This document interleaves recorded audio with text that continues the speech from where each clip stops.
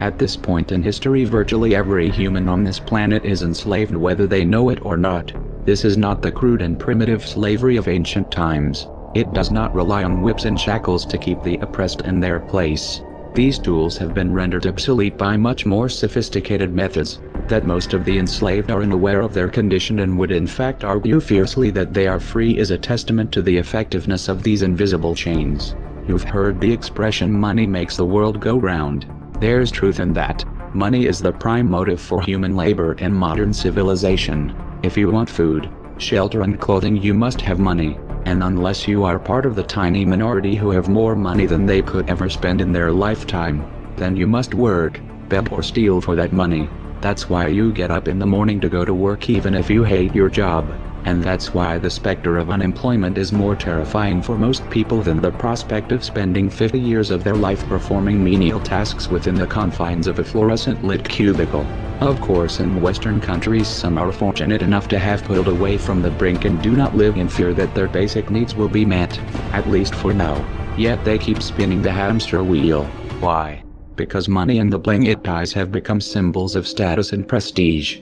Money offers an illusory form of social validation, but even those who are not caught up in distinguishing themselves by how much they accumulate still just acknowledge the social stigma that comes with poverty. The combination of these primal motivators, the need for food, shelter, clothing, and social validation, is a very powerful force. It's enough to drive humans to engage in all forms of activity, even to the point of harming themselves or others in the process. The accumulation of money is therefore an accumulation of social and psychological power, and those who control the creation of money control this power at its source. So who controls the creation of money? Well, in the case of the US dollar, it's not the government. This shouldn't be an earth-shattering revelation. The fact that the Federal Reserve is a private institution owned by a cartel of the world's most powerful banks is quickly becoming common knowledge.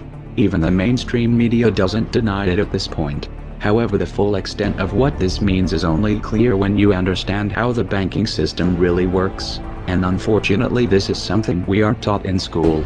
Once you have it explained to you in simple terms, you'll understand why. Every dollar in circulation is loaned into existence by a bank. The process begins with the Federal Reserve when they loan out money to the US government and to other entities.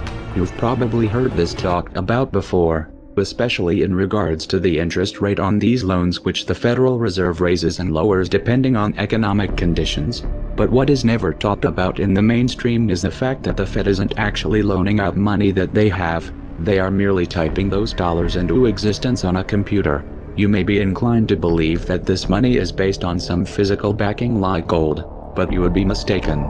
The Federal Reserve hasn't owned any gold since the 1930s. When the Federal Reserve loans money to the US government, the US government gives the Federal Reserve government bonds in exchange.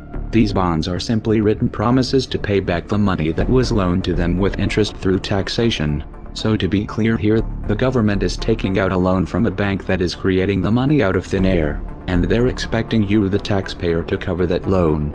The absurdity of this arrangement is even more obvious when you realize that up until 1913 the US government created its own money, and had no need for a bank to play the part of a middleman.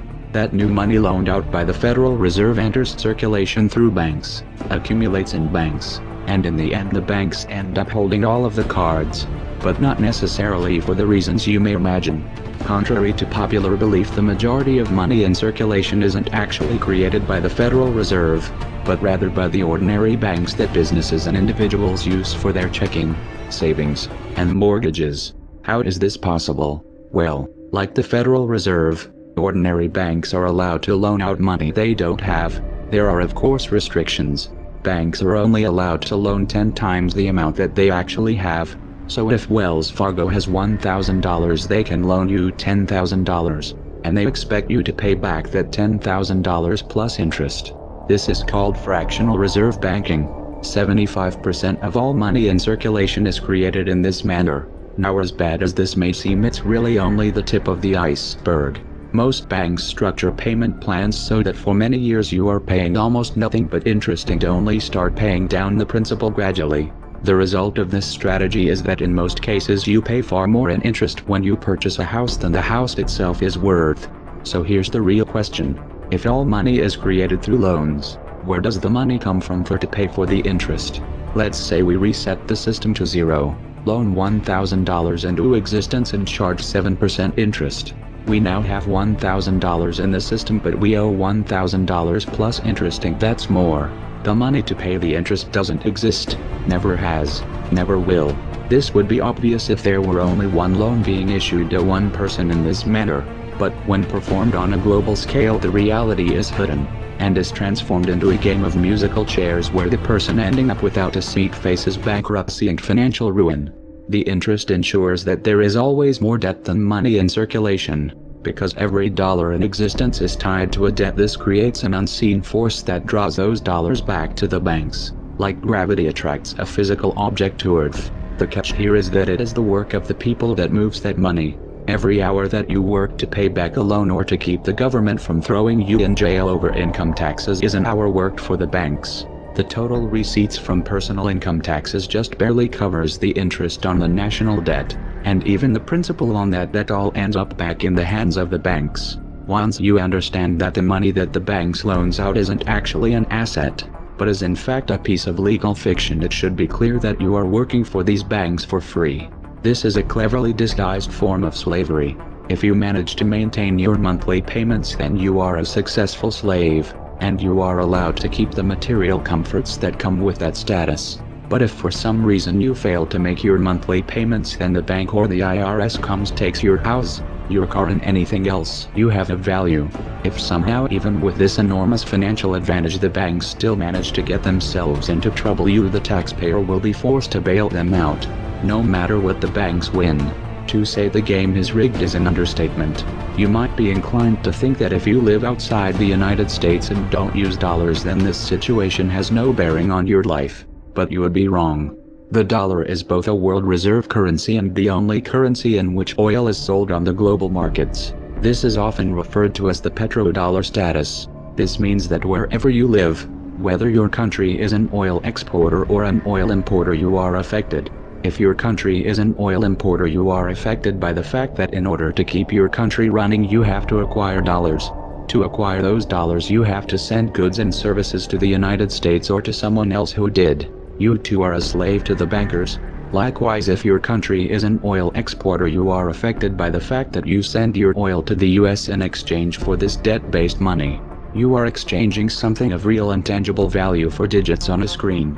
If for some reason the leadership of your country grows tired of this arrangement and tries to pull off of the dollar, you'll quickly find the United States military at your doorstep ready to open up a can of democracy on you. Iraq learned this the hard way when they switched their oil sales to euros in 2000, and Libya when they tried to organize a gold-based currency for Africa.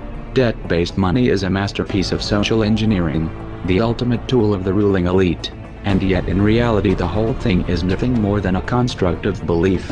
Our chains are chains of the mind, and the path to freedom must also begin in the mind. If we want a better future for our children and grandchildren, we must work right now to reach a critical mass of awakening. That the dangers of excessive and unwarranted concealment of pertinent facts far outweighed the dangers which are cited to justify it. And there is very grave danger that an announced need for increased security will be seized upon by those anxious to expand its meaning to the very limits of official censorship and concealment. That I do not intend to permit to the extent that it's in my control. For we are opposed around the world by a monolithic and ruthless conspiracy that relies primarily on covert means for expanding its sphere of influence, on infiltration instead of invasion, on subversion instead of elections, on intimidation instead of free choice, on guerrillas by night instead of armies by day. It is a system which has conscripted vast human and material resources into the building of a tightly knit, highly efficient machine that combines military, diplomatic, intelligence, economic, scientific, and political operations. Its preparations are concealed, not published. Its mistakes are buried, not headlined. Its dissenters are silenced, not praised. No expenditure is questioned, no rumor is printed, no secret is revealed.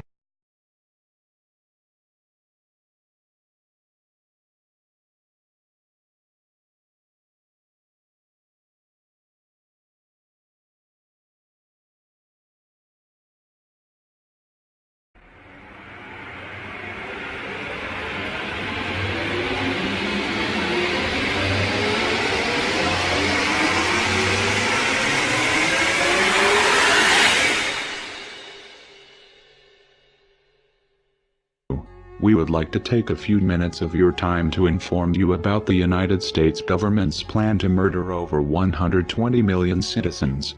We do not have enough time to let's see what his Secretary of State had to say after his actions killed over 500,000 children. We have heard that 500,000 children have died. I mean, that's more children than died in Hiroshima. And you know, is the price worth it? I think this is a very hard choice, but we think the price is worth it.